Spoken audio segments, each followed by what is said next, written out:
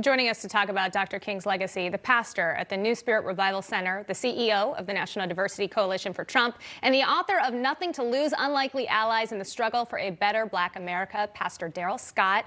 Pastor Scott, thank you so much for joining us. Welcome back to Wake Up America. You know, as we remember Dr. King, what do you think? It's hard to, of course, imagine someone else's thoughts, but what do you think his thoughts would be with what's going on in the country right now? I think he would have different thoughts. He would be pleased with the overall condition of the country in the sense that the segregation and the discriminatory practices that he protested against have been, by and large, eliminated, that there has been the passage of the 1964 civil rights laws. He would see the sons of former slaves and the sons of former slave owners sitting down at the table of brotherhood as he prophesied. So he would see a lot of positive accomplishments in America. Martin Luther King understood that real change came through legislation, not through destruction and rioting and chaos. So I don't think he would be in agreement with the tactics that some of these protesters are using to accomplish an end. He had a realistic end game. He did not advocate the overthrow of the American system of government. He simply wanted laws passed or laws changed that repressed one segment of society.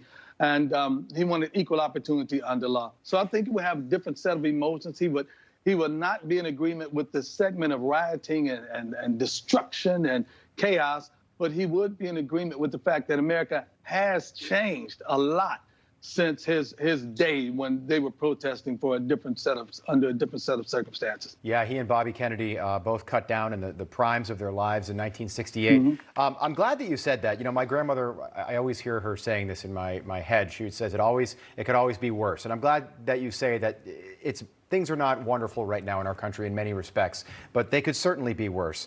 I wanted to talk about that 1963 March on Washington. John F. Kennedy was president. He stayed at the White House. There were 250,000 people that marched on Washington, at least. That was the estimate that the Washington Post gave in the newspaper the next day. There were something like 3 arrests. It was so peaceful and so successful.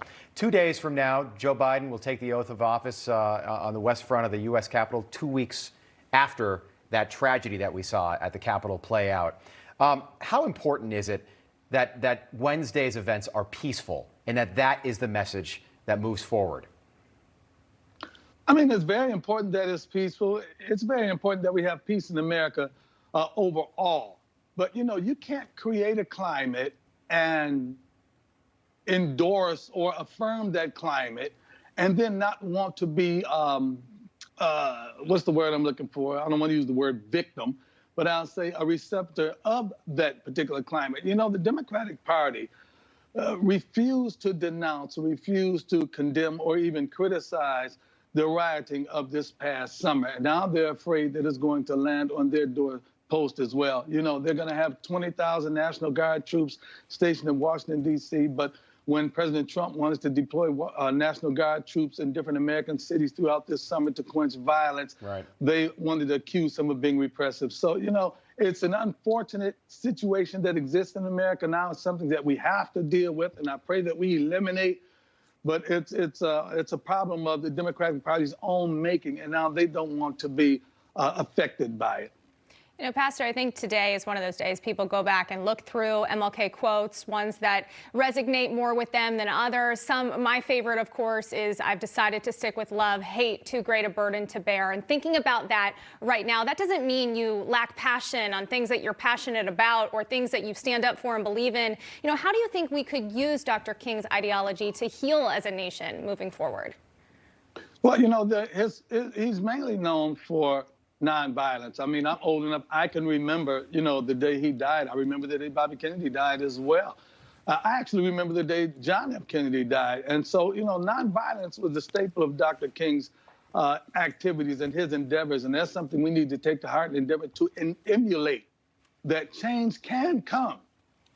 Positive change can come without the destruction of American cities. We can change more through peace and nonviolence, and through the advocacy of ideologies that undergird America rather than oppose America. So I think that's the best thing we can take away from him, the fact that his nonviolence can be more successful than all of this other violence combined. All right. Pastor Darrell Scott, thank you so much for being with us. I know you're back with us next hour again here on the show. We look forward to that. See you in a few. Thank you. Newsmax TV is now America's fastest growing cable news channel. We give you the real news you need. So subscribe to our YouTube channel and give us a thumbs up. If you like this video, share it with your friends. Newsmax TV streams live on YouTube for free. Newsmax TV, real news for real people.